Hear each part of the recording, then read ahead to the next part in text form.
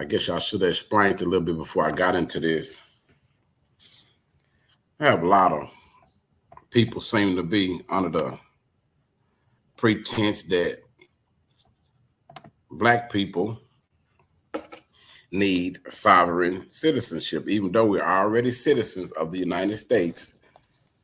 For some reason, we have a lot of people, sometimes Caucasian guys, who feel like they need to come and tell Black people about some hidden secret law, these dual societies that we seem to not know nothing about.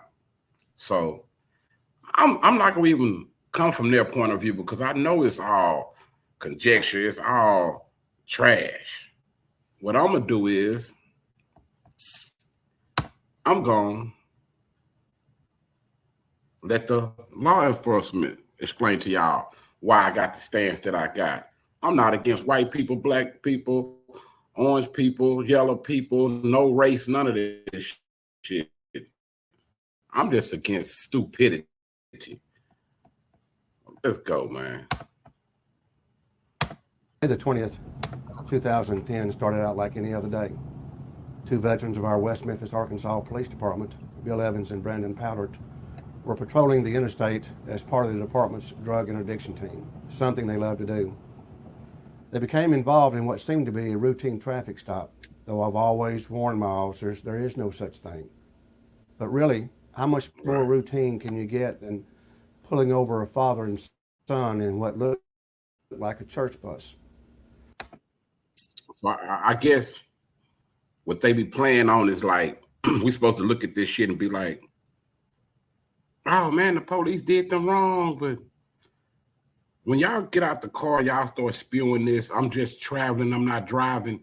You set off of you set off an alarm, like them pulling over some Black dudes with red or blue bandanas on them. You know what I'm saying? You set off an alarm, man. My men didn't realize who or what they were dealing with. Neither officer made it home. And one of them was my son. I'm Bob Powdert, Chief of the West Memphis Police Department. My officers, Bill and my son Brandon, didn't realize that there are people at war with this country that are not international terrorists. They are seemingly ordinary people, just like you and me, but they don't recognize the federal government's authority to impose laws or taxes on them. They're known as sovereign citizens.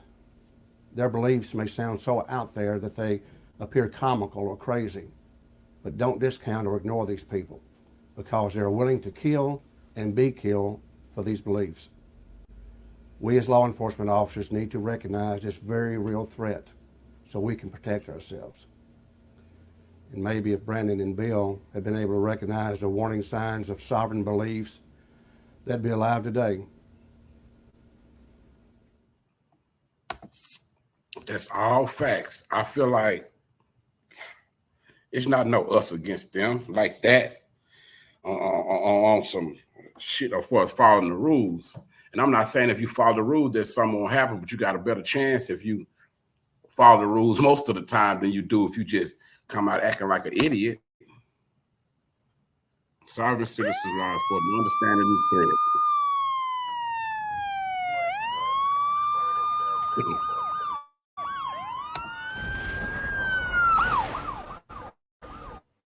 In 1995, 106 men, women, and children were in soil in our nation's history, aimed at the federal government and law enforcement. The bombing. So hold on. So have y'all ever heard one of these? I'm gonna call them sovereign American or sovereign citizens or whatever the correct term is today. Have y'all heard any of them explain to y'all that Timothy McVeigh and bombing in Oklahoma, all of that was sovereign citizen ideologies? These are the type of people y'all following, like the people that sacked the Capitol,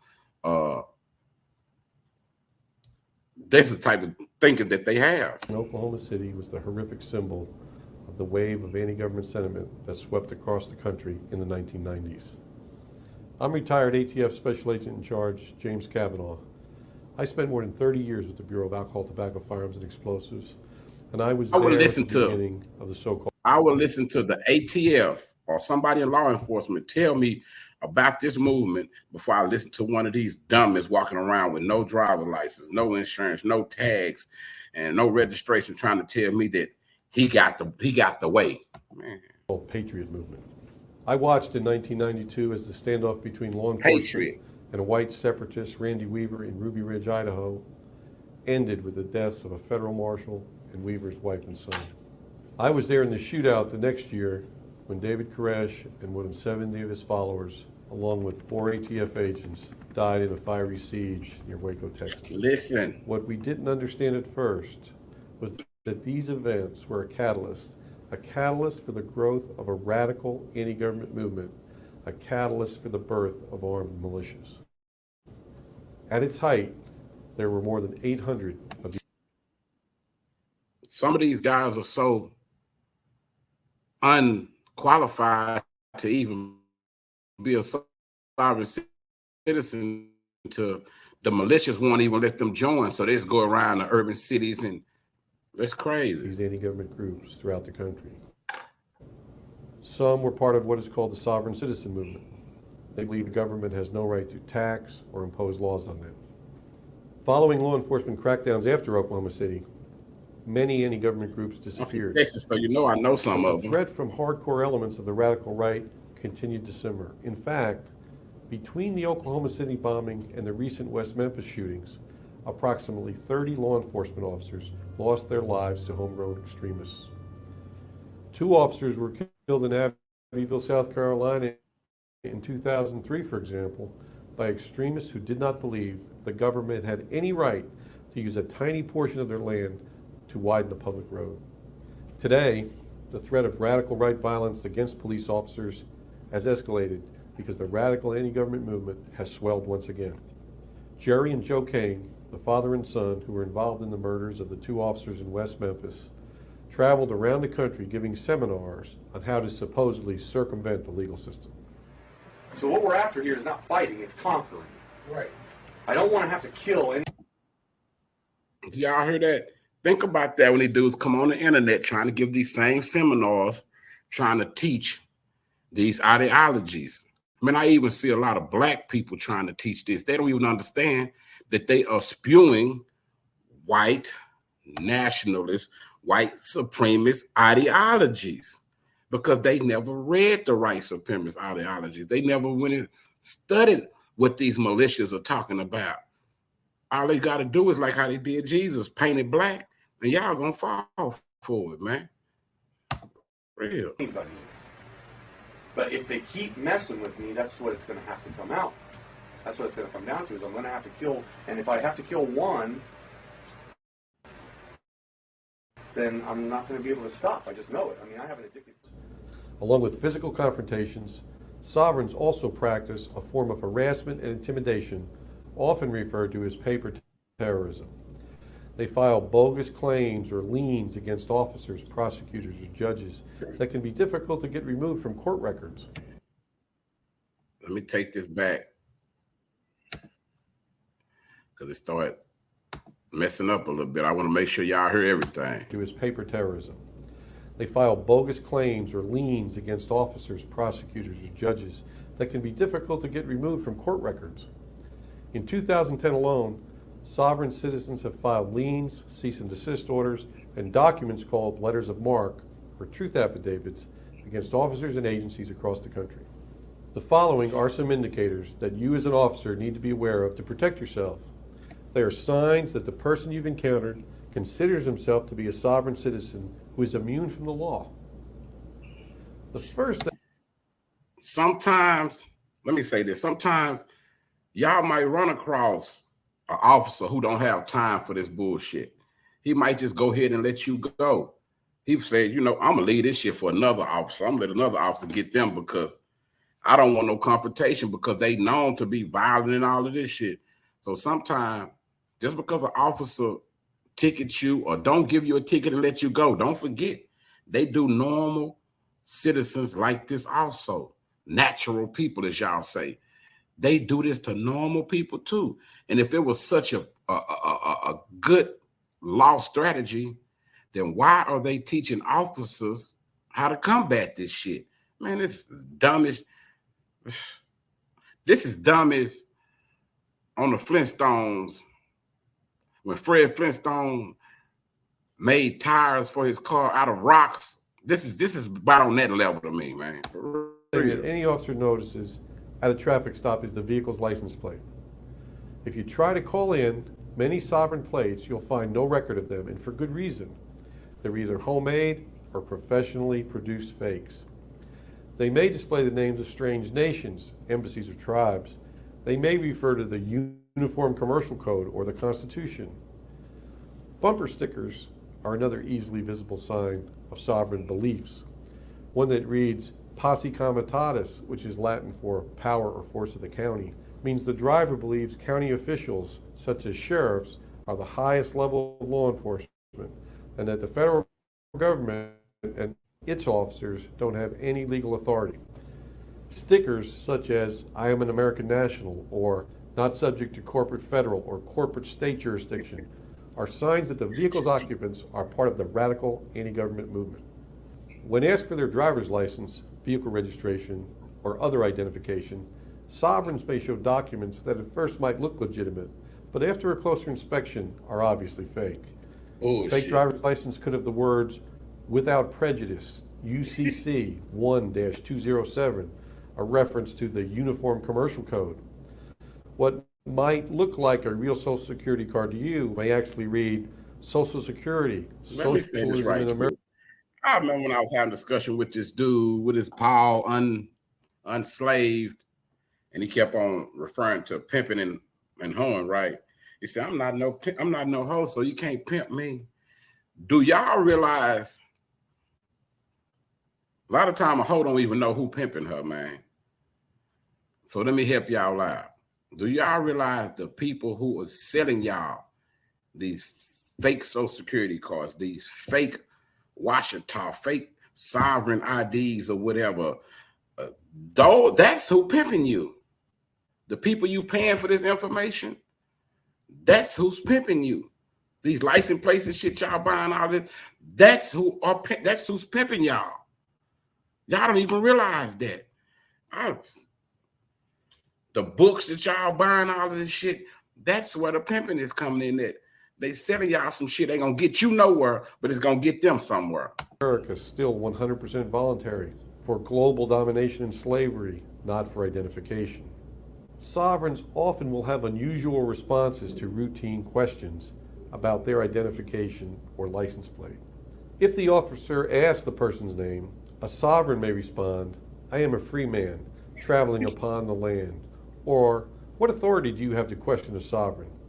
If asked for a driver's license, the person might say, is one required of a sovereign? Or they might ask you for your delegation of authority. If you continue questioning them, they might say, officer. Don't they realize that if that's what it took, a delegation of authority, why wouldn't the judge or the police chief or the mayor or governor, somebody, just give all his officers delegation of authority? It's that simple. I do not believe I, nor this private vehicle, falls under your jurisdiction. And here is the proof. Then they might show you what appear to be legal documents. Jerry Kane handed West Memphis officers Brandon Powder and Bill Evans some odd-looking papers. Powder and Evans didn't recognize the documents or understand what they meant. Many sovereigns sign legal documents in red ink or with a thumbprint in red ink. The subject's name might be in all capital letters or have strange punctuation, such as the first name, then a hyphen, then the middle name, followed by a colon and the last name. Sovereigns believe this type of capitalization and punctuation shows they are immune from government authority. Some sovereigns may record their encounters with police, possibly in an effort to intimidate the officers. They might warn the officer that they are recording the encounter and then say something like, I am reserving all of my common law rights. Some of these recordings showing the officers are then posted on the Sovereign's websites. Now you have some knowledge on how Sovereigns operate. Form a strategy within your department with your training section, your tactical section, and your commanders, and be prepared to implement that strategy when you encounter Sovereigns. Have a procedure where you, your dispatchers, and your colleagues all understand that you're dealing with a sovereign citizen, a person who doesn't believe that you have any authority over them. These tips are only a few of the. I'd like to ask one of these sovereigns, what is the code? You know how we know if they tap the back of your car, or it's a lot of stuff that us normal citizens know. When they call for backup, we know you in trouble. So when they get your sovereign information and they get back on the mic or whatever, what is the code? What do they say to alert the other officers that they're dealing with a sovereign? I'll wait. Signs of possible sovereign beliefs. Just recognizing one or two might mean that your workday will end like every other, and you'll get to go home to your family. Hello, 1-1, where's your emergency? Exit 275 on 40. These guys just shot a police officer right on the exit. You said officer's been shot on 270 what? Exit 275 on 40. 275 on 40. Where are you right now?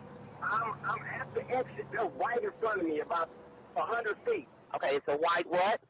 It's a white caravan, a white guy. Please hurry. He's not. Oh my God! Oh shit! 2 cops are dead. The other one's in the ditch.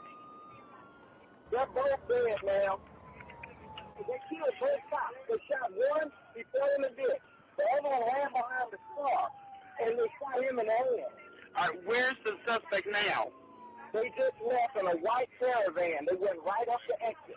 That guy had an automatic weapon. They're all with automatic weapons. So where are you at now? I'm standing right over the top. What kind of vehicle are you in? Well, I'm in the FedEx truck. You can't miss it. It's huge. You want the cop to come forward. He's coming. All over some belief systems, some ideologies, man. Shot fired, possibly a white van was going to be suspect. 615, if you got more traffic, he's all right with me.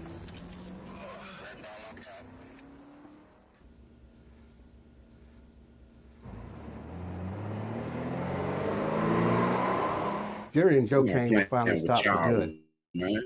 after they killed my son and his partner that day, but not before 2 other courageous officers were injured. We, as law enforcement professionals, Let me take that back one time. Let's run that back, man.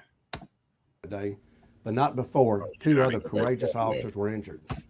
Jerry and Joe Kane were finally stopped.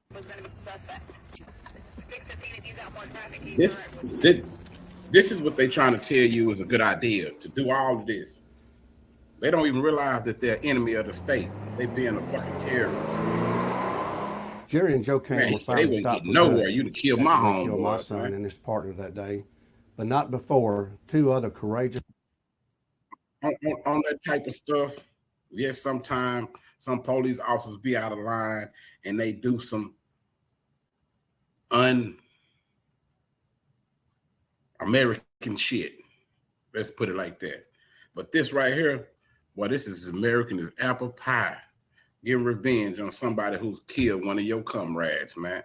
That's as American as apple pie, man. Officers were injured. We, as law enforcement professionals, face danger every day. We know that's part of our job. Hopefully this video is giving you some new tools to keep yourself safe. No officer should have to die like Brandon and Bill. Facts.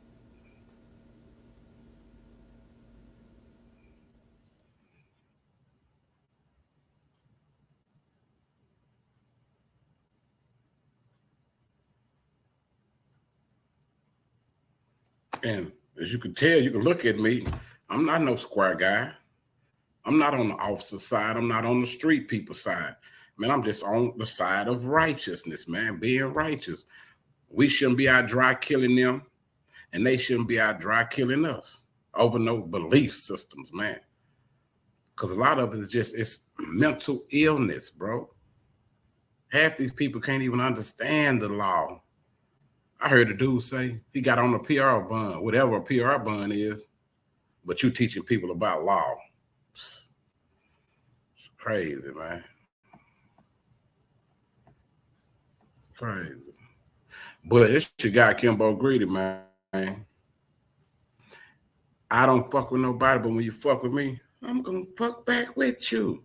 This is just one of the series that I got educating my people, my channel, and yes, my race too. If y'all trying to teach them this shit, I'm here to dispel all of that bullshit, man. Y'all can't keep selling my people this.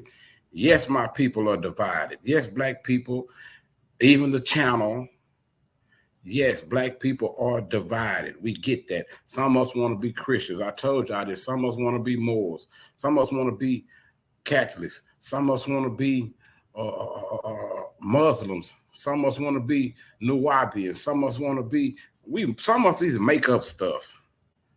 I have no problem with what a person wants to believe in.